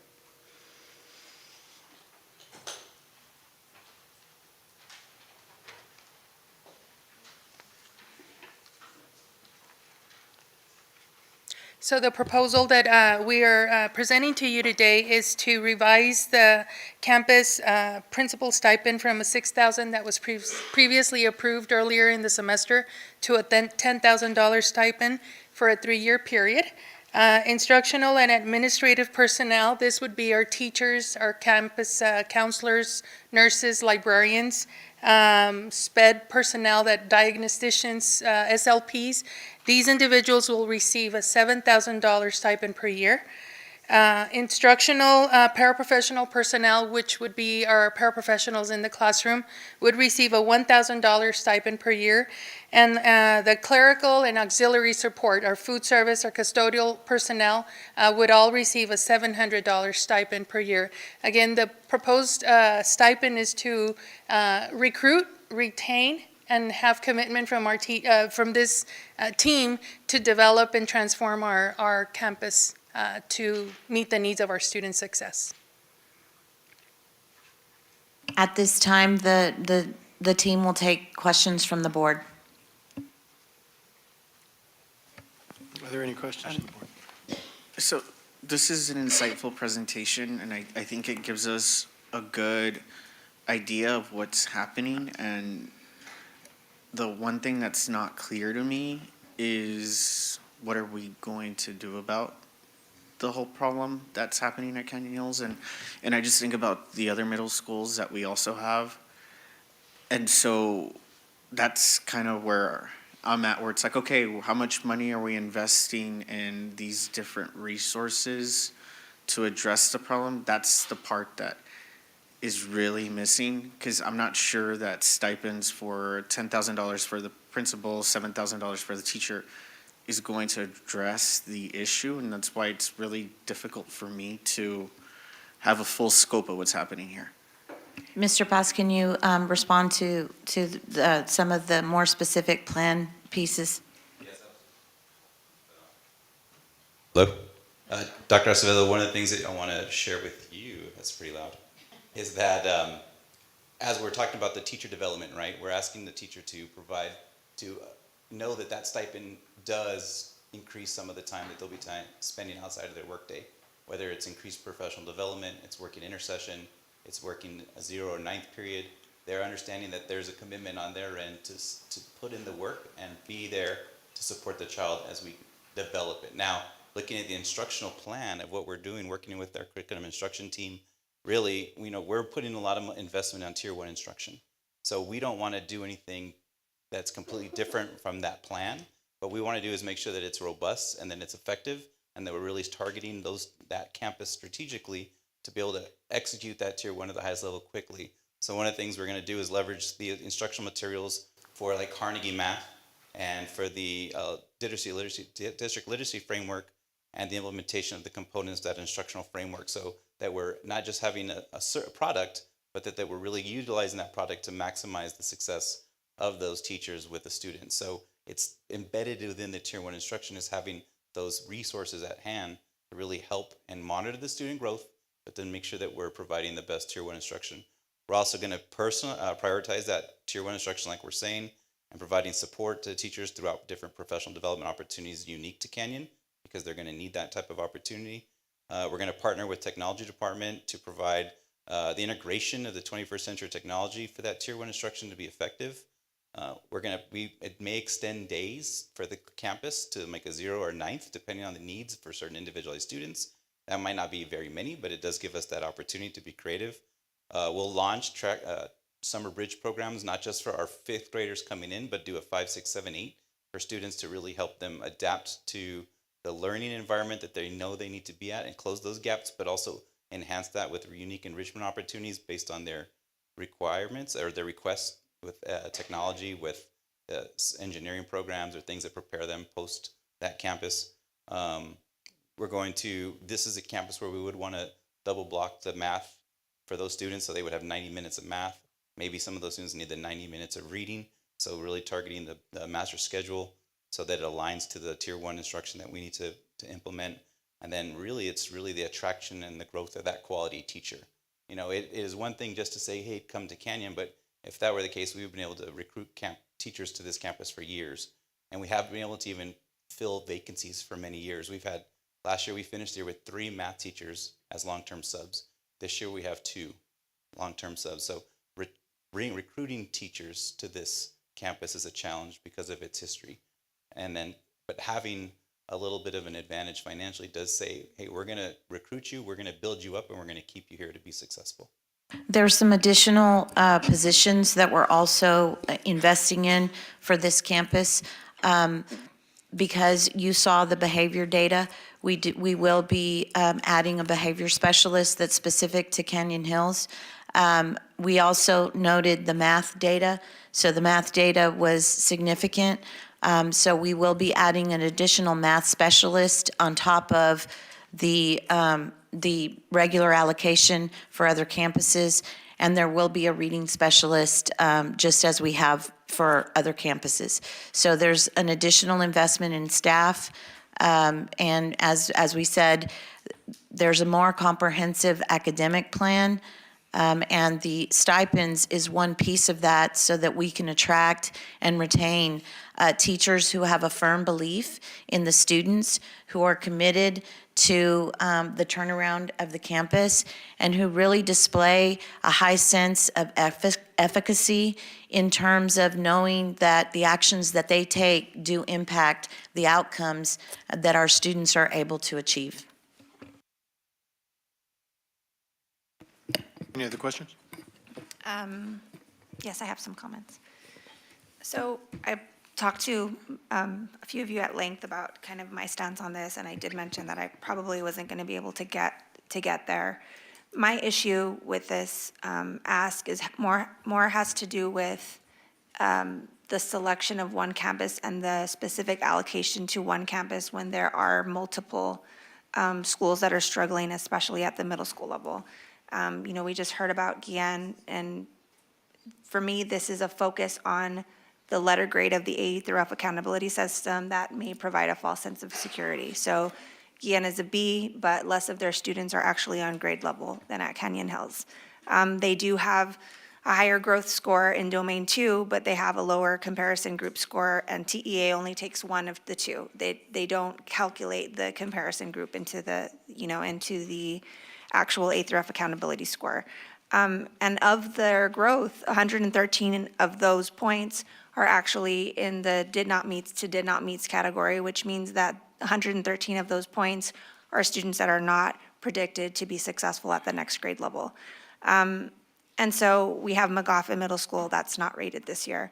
We have Ross that was sort of struggling. We have Armendariz students that obviously have been reabsorbed, but they were struggling. So for me, this is the specific focus on one campus. And while I agree with a lot of the facets of what it takes to create a successful school and to move a struggling school to a successful school, without a sort of a grant allocation that's specifically allocated for this reconstitution approach or stipend approach, it's very difficult for me to get behind this when I do believe that we should have a more systemic approach and a more comprehensive approach to addressing the inequities at any level, but in this case, the middle school level.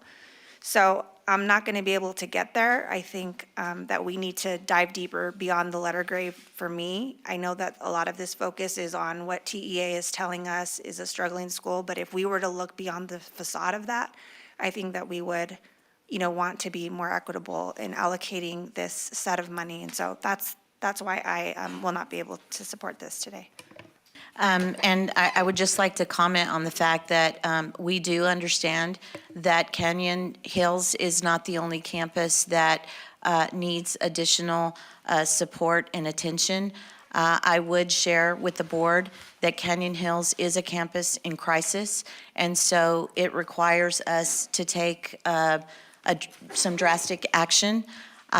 This is one step forward to continue to look at a comprehensive plan, somewhat of a blueprint, if you will, as we go forward and we think about the proactive measures that we need to take on multiple campuses so that we are creating an environment where the campuses receive support before we start to see a decline. Unfortunately, we're not at a point where we can proactively work with Canyon. They are in a decline. and they are considered in the lowest 5% of middle schools in the state of Texas. And when I think about the multiple investments that we're making for schools across the organization, not necessarily just to turn them around, but to proactively deal with all of the challenges that we have significant investments in every area of the district. We've got close to $5 million in District 1 that's coming from new and expanded programs, after-school programs, and grant programs.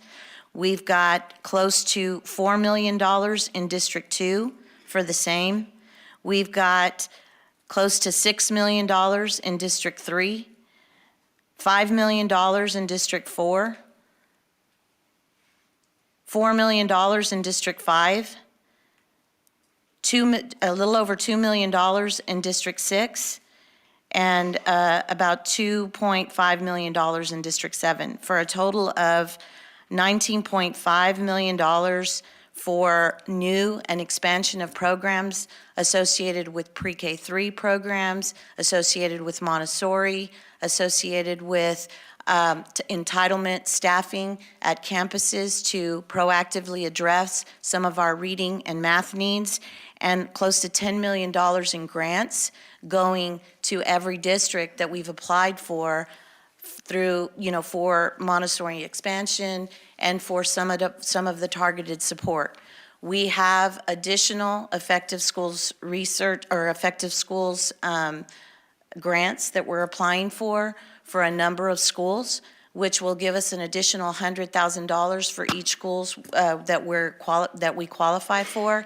And so we absolutely will continue to plan forward in terms of being proactive and providing additional support for campuses that need it.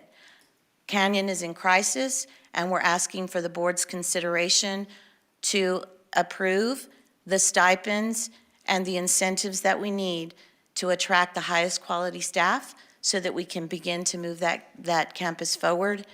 Again, we will use this as a blueprint as we consider additional supports and tiered supports for other campuses that are in need.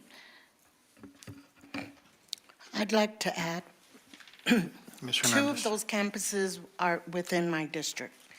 And when I first started on this board, it was on my radar. Canyon and McGoffin were underperforming. But it's been a while now that they've been underperforming. And I really do feel like some of our Northeast schools have been neglected over these years. And I really want to even propose, I was speaking to Ms. Ayavedra yesterday, to increase that 7,000 to 8,000 for the teachers, because we really need the right leader, and I think we have gotten the right leader with Ms. Ayavedra and Ms. Martinez together.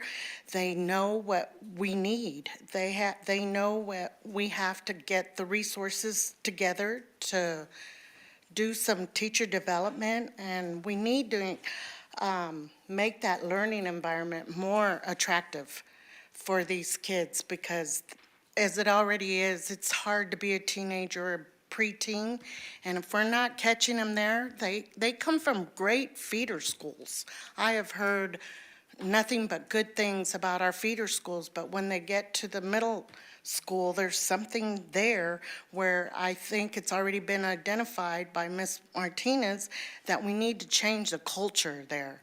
And it's going to take a shift, and then we need to be ready for this change. And if we don't do it now, I mean, when I hear that there's $2.2 million being allocated to a certain part of town for certain schools and not for our schools, that's, to me, is some disparity there. And if we want academic excellence, we all have to take responsibility for it, whether it's just in my district or in District 5, where for a long time, we have seen this happening, but particularly for Canyon Hills, McGoffin, Guillen, and Ross.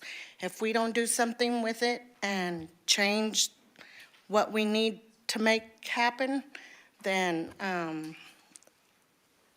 I don't know what else we can do. But we need to do it as a team, because if we don't, we're all going to be taken over by the Board of Managers. And I had seen that from the very beginning, that our school district, or rather these two schools, Canyon Hills and McGoffin, were on our radar from the very beginning. And thank goodness Ms. Ayavedra saw what we could do to make a change, and we need to do it as soon as possible.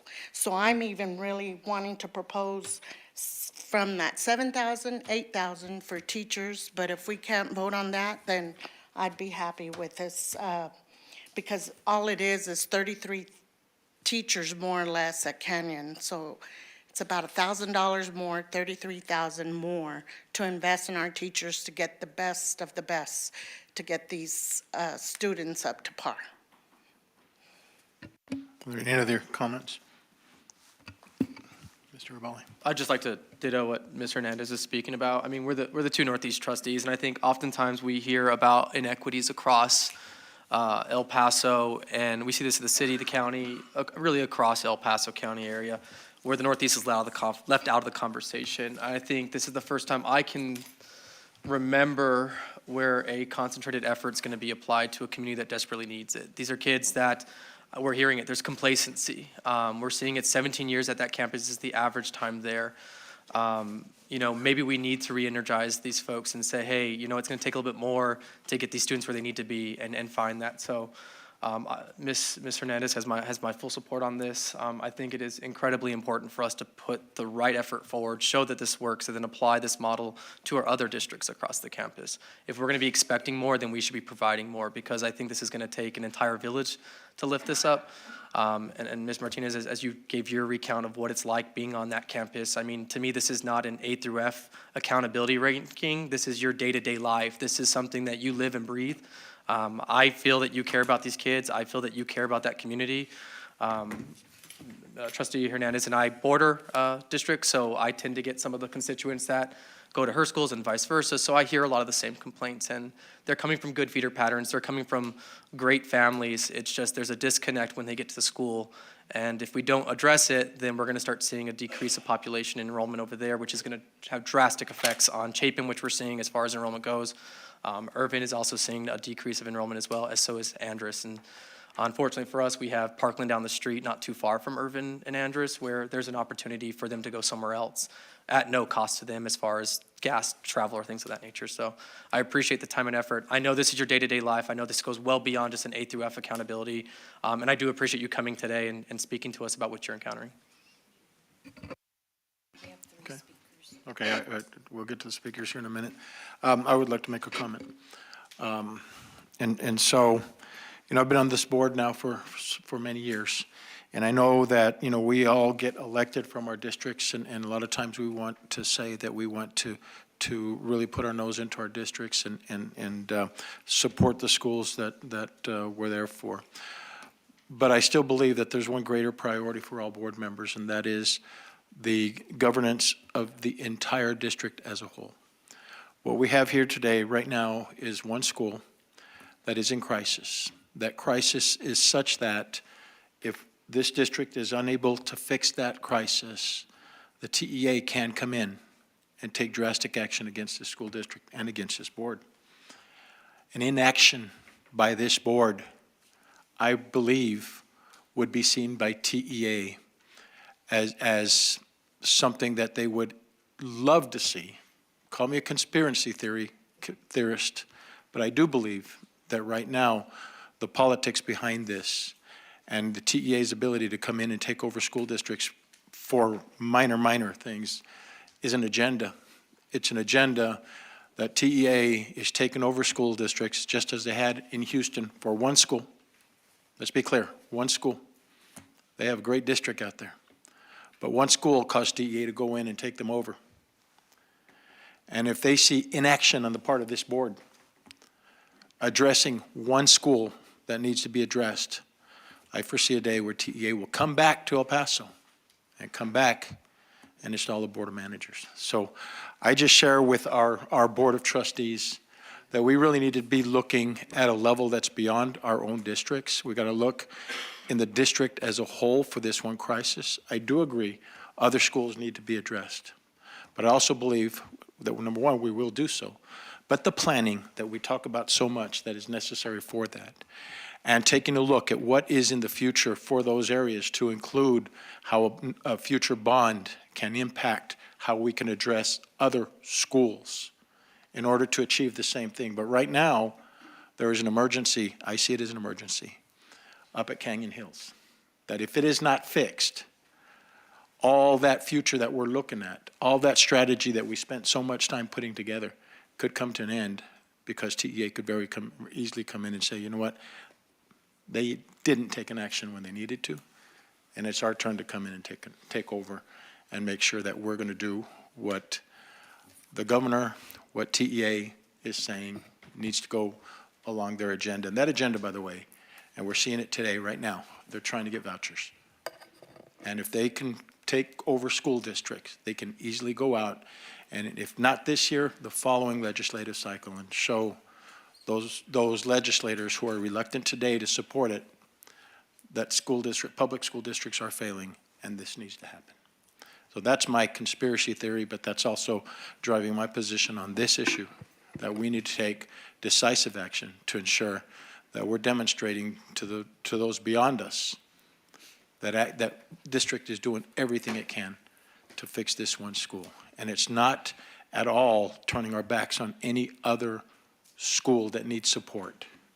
It's just merely we're taking action now to prevent this school. And who are the ones that will suffer the most? Those kids that are attending that school. We owe it to them. With that, I know that we have some public speakers, and so Ms. Hanani, I'll go ahead and turn it back over to you. Comment. My follow-up comment is one, I want to be clear that as I broached this conversation, I mentioned 4 schools in 3 different districts. And so I really want to reemphasize that for me, this is a comprehensive approach. But, you know, part of this is you're making my point for me, because when you look at what Houston ISD, what Austin ISD, when TEA comes and they put presentations on the board to the community, they consistently reference STAR scores, STAR data, and that's my entire point. If we don't address the crisis in these schools where they're failing in domain 1, which is what TEA is consistently referencing, then I do believe that they will come our way. And so that was my point, is we have multiple schools that are in crisis. With the speakers on this item, I may not get to vote on this item, so I just wanted to throw this out, where I would appreciate if we could see what it looks like to address the other schools that were included in the presentation at the start. I don't know if that's at our next budget meeting or just financially what that looks like in terms of what this plan is going to be. I think for me, I need more time in terms of what that plan looks like to digest it, instead of just kind of voting on these stipends. And that's kind of where I'm coming from in terms of not supporting this item tonight. If I get to vote, I need to catch a flight, so that's why I'm not sure if I'm going to get to the vote. But I just wanted to throw that out there. I think that would be really great to see, to kind of be proactive with the campuses that have really been left behind, like Guillen, Ross, and McGoffin. Even if Ross is getting a new name, I mean, we're still going to have the same students going to those schools. So just wanted to throw that out there before we get to the speakers. Ms. Hanani, if you want to call up The first speaker is Sherry Ryder.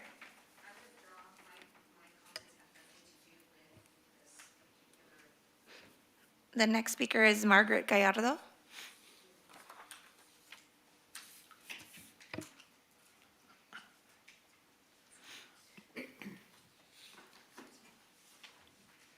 Good afternoon, Mr. Velarde, board members, Ms. Saavedra. I'm Margaret Gallardo, Vice President of the El Paso Teachers Association. And while I feel that this is pretty much a done deal, I would like to speak anyway. I'm very aware of why you all are being asked to make changes to the extra pay stipend. It is listed under the heading of campus redesign, specifically for Canyon Hills Middle School. I am also aware that everyone else knows that in this district, Campus Hills is a campus in need, but there are also other campuses like Canyon Hills that are in need. I'm extremely concerned in the matter that this redesign is being implemented and how you are justifying the funds to pay for stipends that have been presented to you. What has transpired in a very short period of time is this. The campus was assigned a new principal, which did not go through the interview process in late January. I am sure that she has been in talks with leadership as to what changes needed to be made to this campus and to show growth. Rumors in April began that faculty and staff would need to reapply for their jobs. And as a side note, the question was asked of administration and the answer was no. The item was discussed at consultation and we were told the following. There would be program changes, principal would hire the staff she wants, others would be placed and or on the displaced list, and those who stay and those who come in would get the additional stipend. Finally, yesterday there was a faculty meeting in which the faculty and staff were apprised of the changes and that they would all need to reapply for their positions. This sounds to me like the district conducting its own reconstruction of a campus. At consultation, we were told that this was not a reconstitution, as TEA are the only ones who can reconstitute a school. But it has been done so that it would not get to that point, and that is what it sounds like to me. With a few weeks of school left, you have teachers who will be told that they are being displaced. How fair is that at this late time? My other concern is that you are basically robbing Peter to pay Paul. A system that does not work, some other operation or system in the district will suffer, and how fair is that? And why only Canyon Hills? As I stated earlier, there are many campuses in the district that have been allowed to fail, and what about those students and those faculty and staff that have stayed there through thick and thin and worked hard to try to make those campuses successful? Nothing has been offered to them as an incentive, and if you tell me that $500 is an incentive, that does not compare.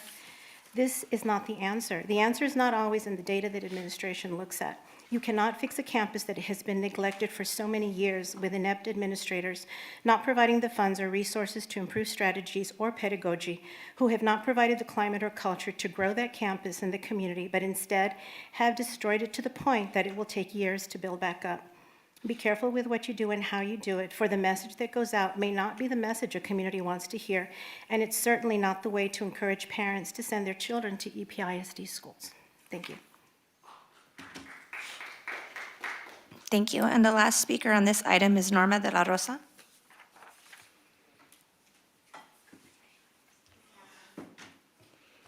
That concludes comment on this item. Okay, at this time, I'll go ahead and ask for a motion. Is there a motion? I move that what number are we on? I'm sorry.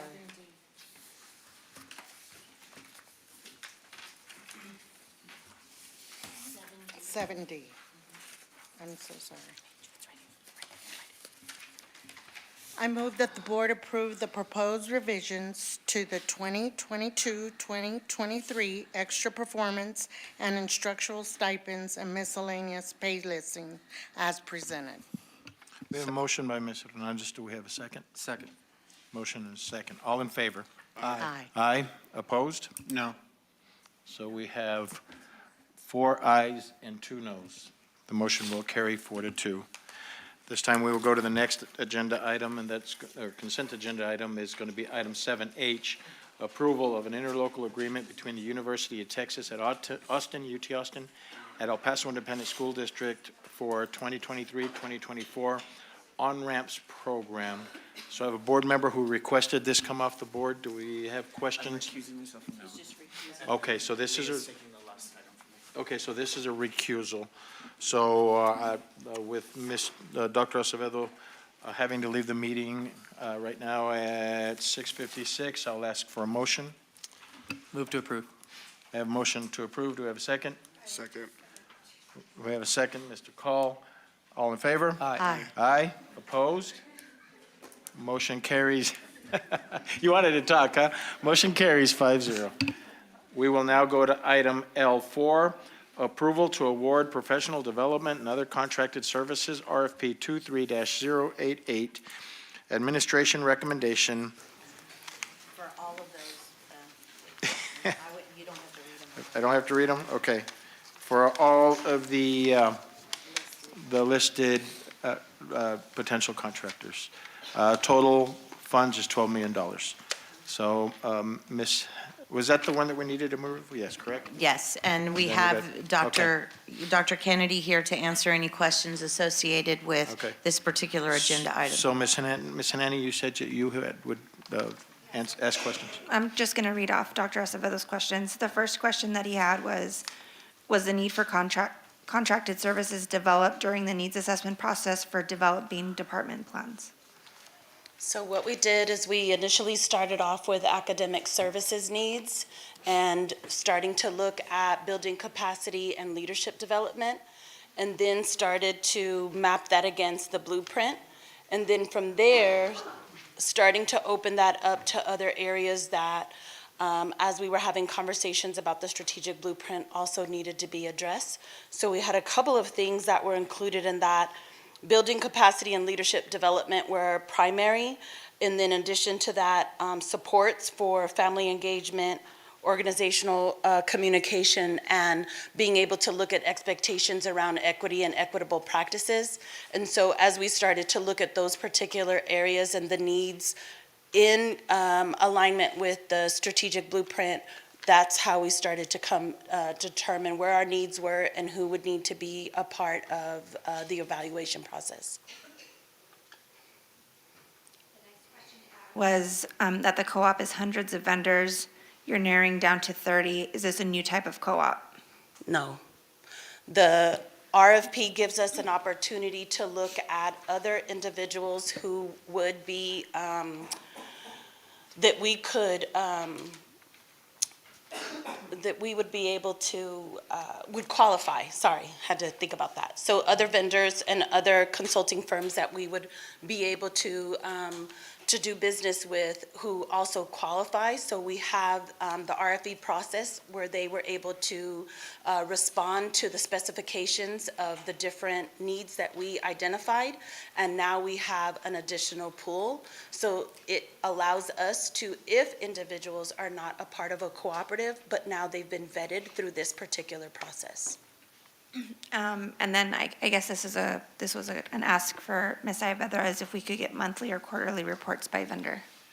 So this would be aligned with our quarterly report requirement through policy CH. So you would be seeing activity, vendor activity, that would include contracted services. Okay, are there any other questions? There being no other questions, do I have a motion to approve? Move to approve. I have a motion to approve. Do we have a second? Second. The second by Ms. Hernandez. All in favor? Aye. Aye. Aye. Motion carries 5-0. We now go to item 8, items for next month's agenda. Ms. Saavedra. Yes, thank you. I'll be very quick. Obviously, we have been doing a lot of work as an administrative team to develop the budget. So we do have a budget workshop on June the 8th. And then in June, we will be bringing the recommended budget for the board's approval. So those are big business items in the month of June. As a reminder, we do not have a board meeting in July. Also in June, we will be canvassing the board elections from the results of the runoff and swearing in new board members. So those are the big ticket items for June. No board meeting in July, and then we will resume again in August. Ms. Saavedra, if I could just say thank you for giving us those updates prior to the next meeting, because it does help me as well as the community to know. Thank you. Hey. All right, that takes us to item 9, adjournment. It is now 7:01 p.m., and this meeting is now adjourned. Thank you, everybody. Have a wonderful evening.